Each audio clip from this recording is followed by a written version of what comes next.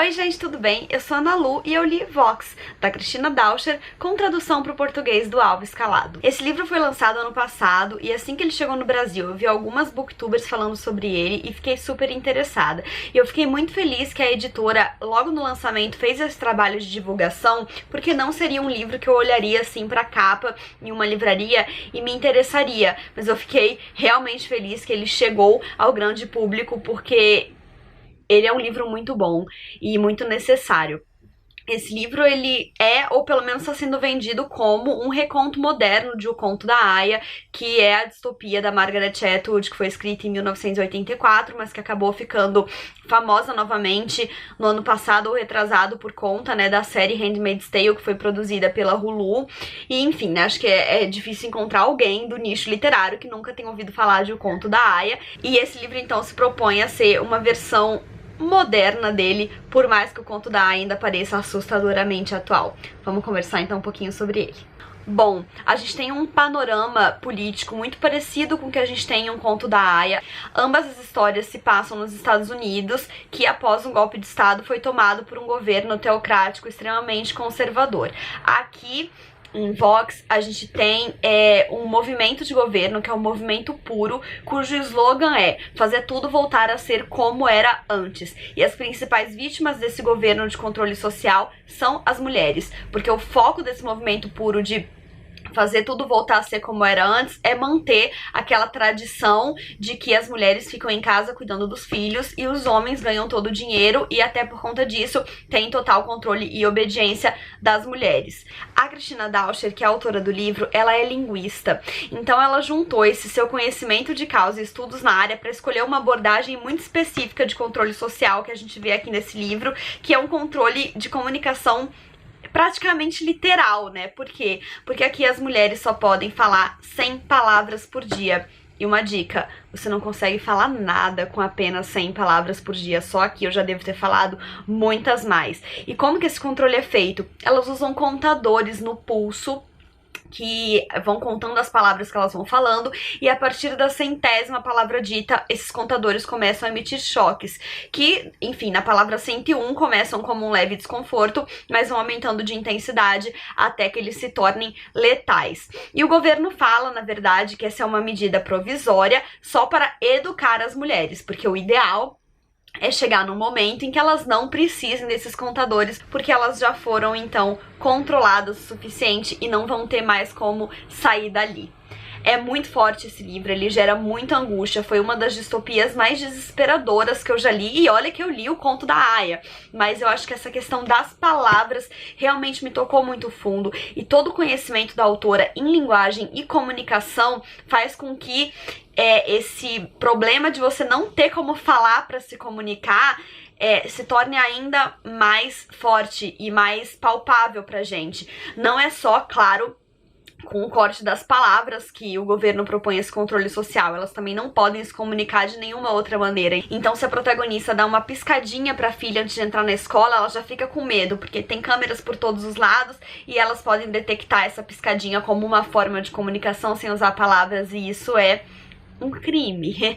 Enfim, vou falar então da protagonista, já que eu comecei a falar sobre ela. A gente tem aqui como narradora e protagonista da história a doutora Jean, e ela já começa na primeira frase do livro contando pra gente que ela conseguiu derrubar o presidente e o Movimento Puro. Então a gente já sabe que isso vai acontecer, até porque eu acho que ela não teria palavras o suficiente para contar uma história desse tamanho se ela não tivesse conseguido derrubar esse governo. E então, como a gente já sabe que vai acontecer, o grande quê do livro se torna a gente viver esse contexto e entender como que ela conseguiu destruir esse governo. O contexto no qual a autora coloca a personagem é muito interessante, porque faz a gente ter vivências externas da situação e internas também. Então a Jean, ela é casada com o Patrick, que não é um machista, filho da puta completo, mas que não faz muito além de não ser isso. Sabe aquela história de ai, not all men e eu não estupro mulheres, então me dê um biscoito? O Patrick é meio assim, pelo menos aparentemente. Então ele, ele é contra esse governo, mas ele não faz muita coisa pra mudar, e às vezes o poder dele sobe a cabeça. Então em determinado momento, quando ela consegue não estar com contadores e ela discute com ele, ele fala que preferia quando ela usava contadores e que por isso ela era calada. Então ele tem esses momentos, assim, que irritam bastante, mas que o tornam bastante humano e que colocam a gente dentro da realidade, né? Porque eu lembro de uma passagem forte em um conto da Aya, quando a narradora conta pra gente. É impossível falar desse livro sem relacionar, tá? Vocês me desculpem.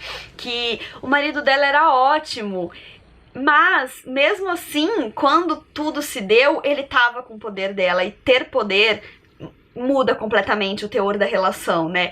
Então, a gente tem essa questão dela com o marido. Além disso, ela tem 4 filhos com esse marido. 3 meninos e uma menina.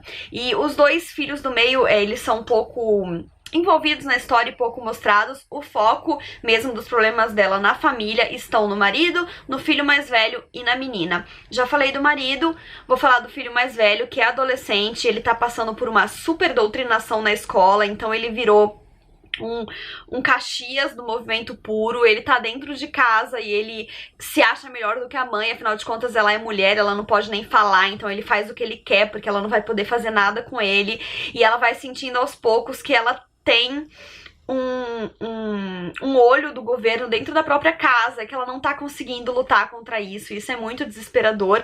E ao mesmo tempo ela tem a outra grande preocupação da vida dela, que é a filha menina que ela tem, que tem 6 anos quando ela está contando a história pra gente, mas que colocou o contador no pulso aos 3, e ela é o símbolo de uma geração de meninas que vai ser a primeira geração que nem vai precisar dos contadores, porque elas já vão ser controladas por elas mesmas, né? Porque como elas desde pequena estão com os contadores, elas vão se policiando cada vez mais pra não falar. Isso vai entrando dentro delas, né? E tem um momento muito forte que a narradora conta que ela ficou desesperada porque a filha voltou da escola super feliz porque tinha ganhado o prêmio de silêncio. Sim, ela não tinha dito absolutamente nenhuma palavra na escola.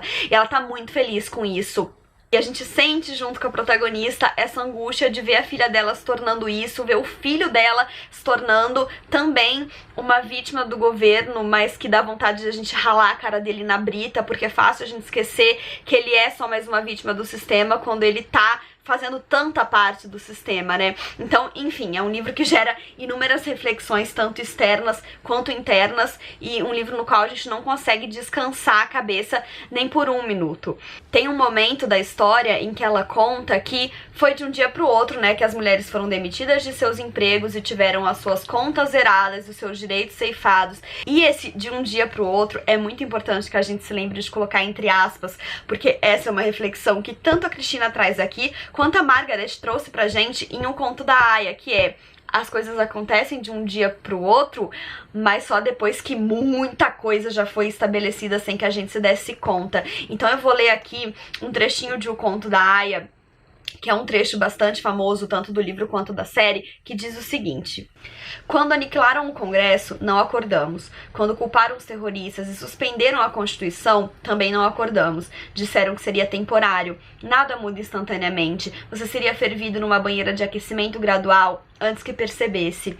Então esse trecho é muito forte porque ele é muito real. E aqui no Vox a gente tem muitas reflexões da protagonista acerca de uma situação extremamente parecida, porque ela tinha uma amiga lésbica e super politicamente ativa e ativista que estava sempre avisando pra ela: olha, vai dar merda, olha esse governo aí, olha, eles estão tirando, eles estão comendo pelas beiradas, eles vão acabar com os nossos direitos.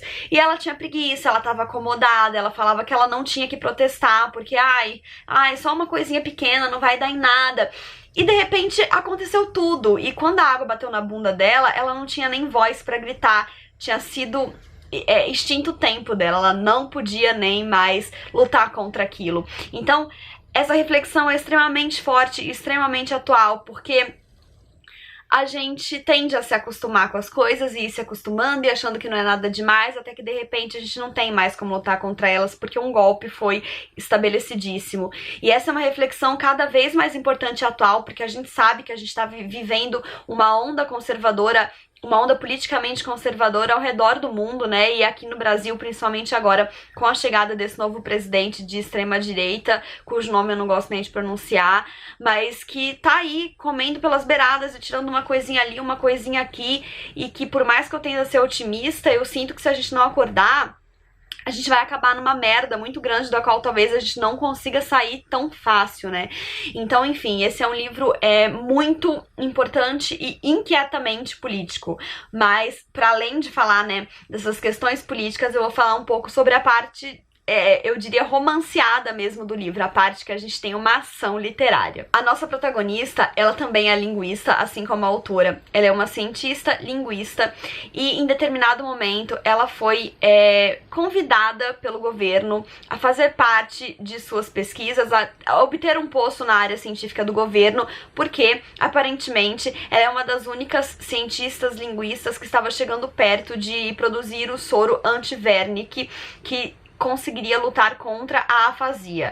A afasia sendo uma condição cerebral que impede completamente a linguagem, porque as pessoas que a têm começam a falar coisas desconexas, como se eu estivesse tentando falar pra vocês aqui alguma coisa que fizesse sentido e na verdade falasse caneca, bolo, caiu de manhã.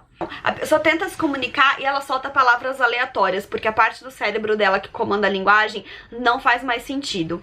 E então o que acontece? O irmão do presidente sofre um acidente e ele adquire então essa condição de afasia. E a Jean é então extremamente recrutada pelo governo para que ela consiga produzir esse antídoto que cure o irmão do presidente. Só que, é claro, ela não quer corroborar com esse governo, então ela percebe que eles estão desesperados e resolve impor algumas condições, e é nesse momento então que ela consegue livrar a ela mesma e a filha do uso dos contadores, o que gera inúmeras outras reflexões, mas que eu não vou comentar, porque senão eu acabo comentando tudo. E, enfim, ela vai trabalhar lá dentro do prédio de pesquisas científicas do governo. E ela vai aproveitar também, é claro, que ela tá lá dentro para tentar estudar e entender o que o governo quer e aonde mais ele quer chegar para que ela possa tentar impedir tudo isso. O livro, ele não tem uma narrativa muito pretensiosa, apesar da autora ser linguista, ele tem uma escrita muito leve, eu diria até simples, mas a história, ela conta que veio, é uma história boa, com um bom ritmo, com um bom desenvolvimento, com reflexões interessantes e ao mesmo tempo um ótimo enredo que te prende. Eu realmente fiquei muito presa nessa parte meio suspense. Eu queria saber como que ela ia conseguir derrubar o governo, já que isso tinha sido dito desde o início, e eu fiquei realmente apegada, eu super entrei nos enroscos. Algumas coisas eu consegui adivinhar, e não porque elas eram bobas e óbvias, mas porque o caminho delas foi bastante bem construído, então a gente conseguia saber o que vinha pela frente, então não parecia algo que a autora pensou do nada e jogou, sabe? Eu gostei realmente do desenvolvimento desse livro, eu acho que ele peca no final.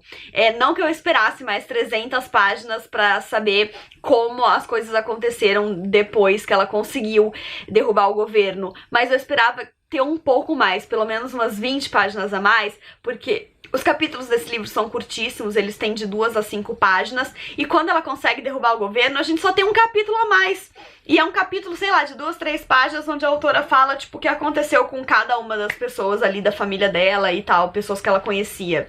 E eu senti falta de ter um cuidado a mais nesse final. Me soa como se ela tivesse gastado toda a energia dela na evolução das questões e na hora da resolução ela tivesse ficado com um pouco de preguiça. Então eu achei que o final foi muito chutado e esse foi pra mim o grande defeito de ritmo do livro, e por isso que eu dei 4 estrelas, mas eu tendi muito até o final do livro a dar 5, porque realmente é um livro bom, é um livro que ele é exatamente o que ele se pretende. Ele tem uma história boa que te prende e reflexões políticas e atuais extremamente importantes. Nem preciso dizer depois de tudo isso, né, que é um livro que eu super recomendo.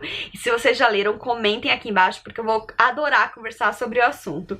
E então é isso, gente. Não esqueçam de se inscrever no canal se ainda não forem inscritos, deixarem o joinha se curtiram, porque isso ajuda muito o canal a crescer. Espero que vocês tenham gostado desse vídeo. Um beijo e até a próxima. Tchau!